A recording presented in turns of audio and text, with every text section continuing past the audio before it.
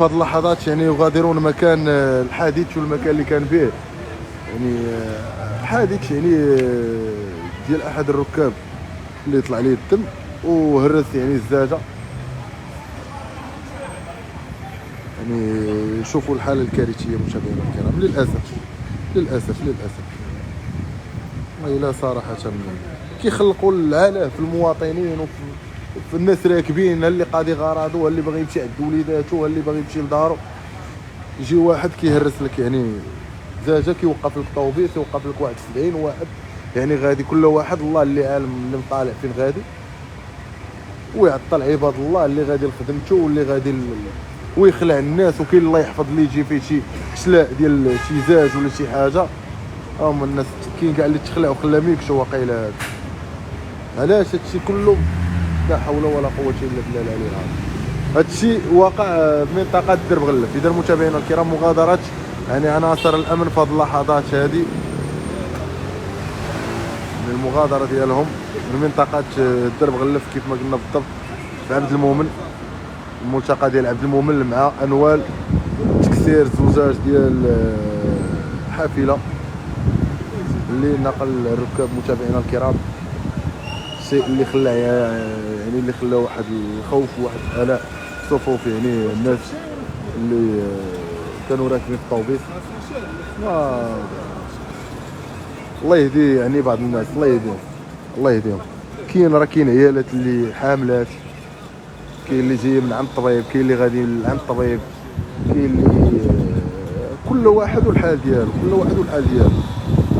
ودابا كيجي واحد عليه الدم ولا هبط ليه ولا يدبر راسو وكيدير لك مشكل اللي يقدر داك النهار السيده شيرو شي وحدين بحجره. راه كنا على المباشر تقريبا انا اللي كنت تما قبل دابا تقريبا شي 20 يوم ولا الحجره طائشه ما عرفوهاش فين كاينه، ضربت السيده الراس.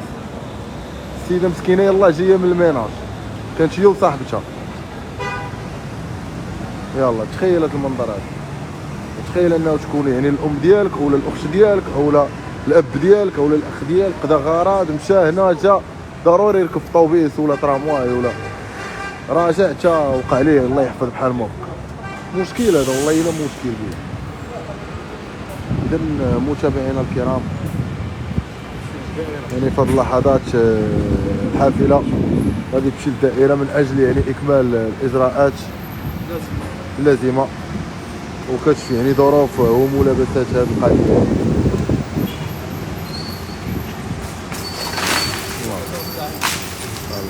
برافو بعدا لا الشيفور بعدا لا حقات هذا العمل دابا اللي داروا باش ما يطيحش الله يحفظ على شي واحد يتسبب في شي كارثه اخرى الله يحفظ.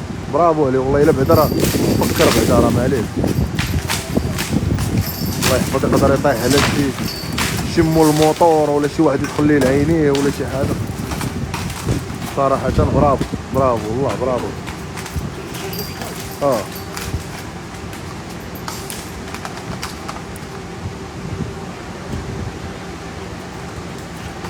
برافو والله يلا برافو لهاد السيد هذا على هذا العمل النبيل اللي دار بحال الموت.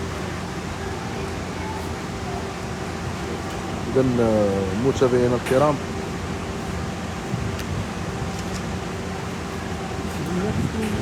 الى هنا نختم معكم هذا المباشر.